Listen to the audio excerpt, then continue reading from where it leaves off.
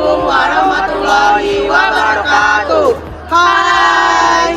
Perkenalkan, kami dari kelompok 5, praktikum kimia kelas 12 kesehatan 2 dengan anggota kelompok. Saya Muhammad Al-Findi.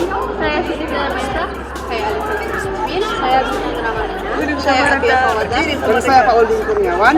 Di sini kami akan membuat video mengenai praktikum kimia, yaitu indikator alami pada senyawa asam dan basa. Selamat menyaksikan. Dah.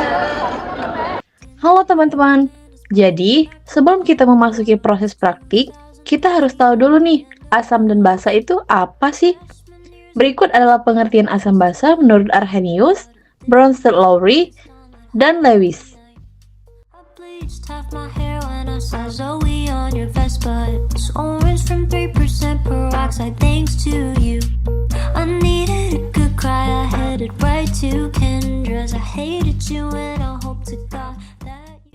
Kemudian, berikut adalah sifat dari asam dan basa.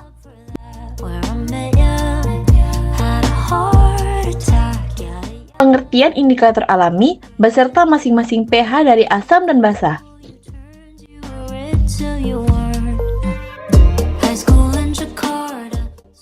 Baiklah, jadi sebelum kita melakukan praktik kimia mengenai indikator alami asam dan basa, kita pakai jas lab dan sarung tangan dulu ya.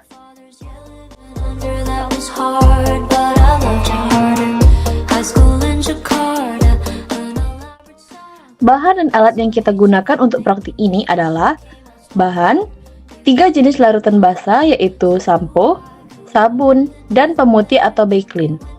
3 jenis indikator alami, yaitu bunga sepatu, jahe, dan wortel.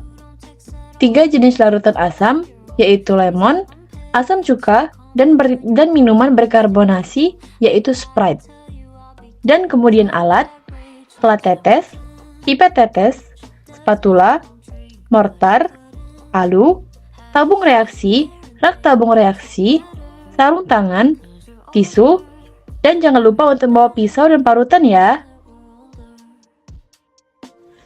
Langkah pertama dari praktik ini adalah menyiapkan larutan basa dan asam.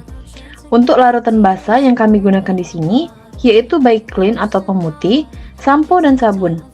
Sebelum digunakan, kita harus membuat larutan basa ini menjadi lebih encer untuk memudahkan proses pencampuran antara larutan basa dan indikator alami dengan mencampurkannya dengan air di dalam tabung reaksi.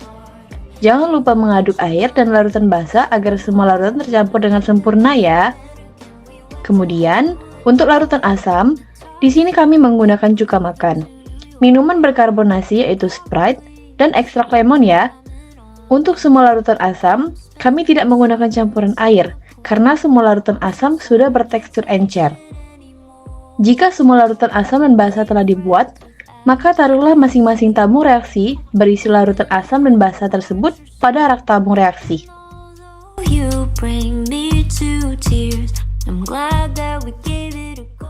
Baiklah, kemudian kita akan melakukan pengujian asam dan basa pada indikator alami pertama, yaitu bunga sepatu. Langkah pertama dalam melakukan pengujian bunga sepatu adalah membuat ekstrak bunga sepatu.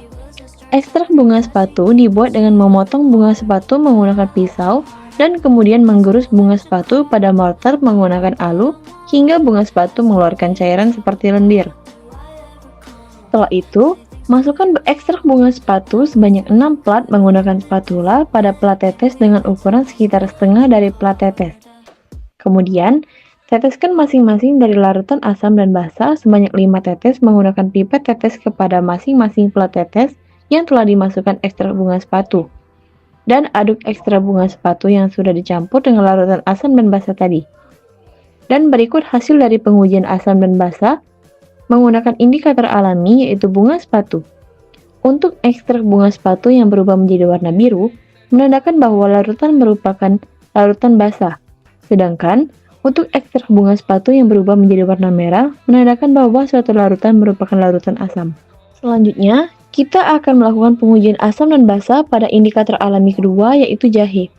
Langkah pertama dalam melakukan pengujian jahe adalah membuat ekstrak jahe. Ekstrak jahe dibuat dengan membersihkan kulit jahe dan kemudian memarut jahe yang nantinya akan digoreng menggunakan mortar dan alu dan dicampurkan dengan sedikit air sehingga jahe mengeluarkan ekstrak berupa cairan berwarna kuning. Setelah itu, Masukkan ekstrak jahe sebanyak 6 plat menggunakan spatula pada plat tetes dengan ukuran setengah dari plat tetes.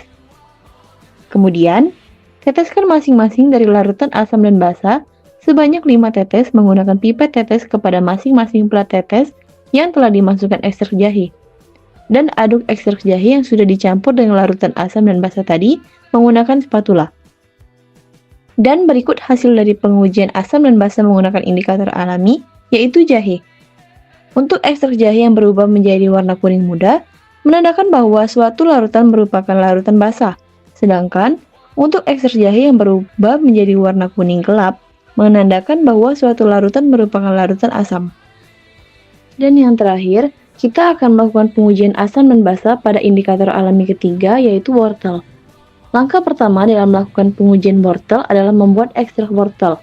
Ekstrak wortel dibuat dengan membersihkan kulit wortel yang kemudian memarut wortel yang nantinya akan digerus menggunakan mortar dan alu dan dicampurkan dengan sedikit air sehingga wortel mengeluarkan ekstrak berupa cairan berwarna jingga.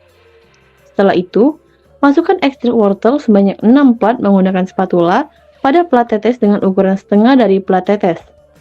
Kemudian, teteskan masing-masing dari larutan asam dan basa sebanyak 5 tetes menggunakan pipet tetes kepada masing-masing plat tetes yang telah dimasukkan ekstrak wortel.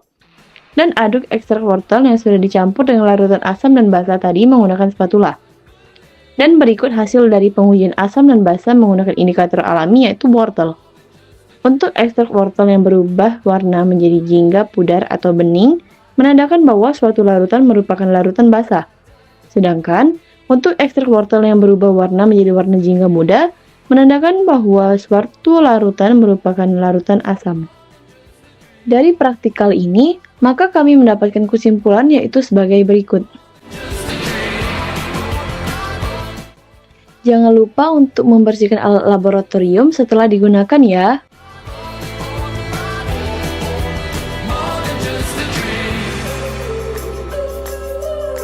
Baiklah, terima kasih telah menonton video ini. Kami akhiri. Wassalamualaikum warahmatullahi wabarakatuh.